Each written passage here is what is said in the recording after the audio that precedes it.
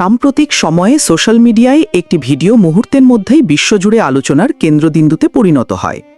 ভিডিওতে দাবি করা হয় জেসিকা নামের এক অর্কা ট্রেনার নিজের হাতে লালন পালন ও প্রশিক্ষণ দেওয়া একটি অর্কার আক্রমণে প্রাণ হারিয়েছেন। কাহিনী অনুযায়ী ছোটবেলা থেকে উদ্ধারকৃত অর্কাটিকে মা সন্তানের মতো যত্ন করেছেন জেসিকা। অসুস্থ হলে চিকিৎসা করিয়েছেন, খাওয়ানো দাওয়া করেছেন, প্রতিদিন খোঁজ নিয়েছেন। এই গভীর সম্পর্ক দর্শকদের মনে তীব্র আবেগের জন্ম দেয়।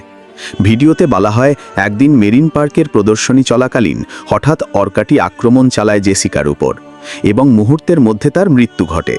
হৃদয়স্পর্শী এই দৃশ্য ও আবেগঘন বর্ণনা এতটাই বিশ্বাসযোগ্যভাবে উপস্থাপন করা হয়েছিল যে সোশ্যাল মিডিয়ায় শোকের ছায়া নেমে আসে। হাজার হাজার মানুষ আরআইপি জেসিকা লিখে পোস্ট করে, কেউ কেউ শোকাহত হয়ে কেঁদেও ফেলেন। দ্রুত ভিডিওটি অসংখ্য প্রোফাইল ও পেজে শেয়ার হয়।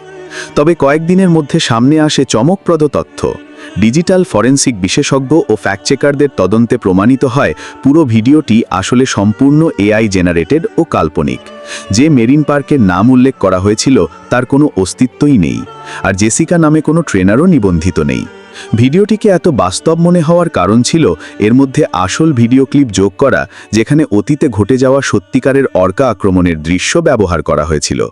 বাস্তবে বন্দি অবস্থায় থাকা অর্কারা ছোট ট্যাঙ্কে আটকে থেকে মানসিক চাপ ও হতাশায় ভোগে।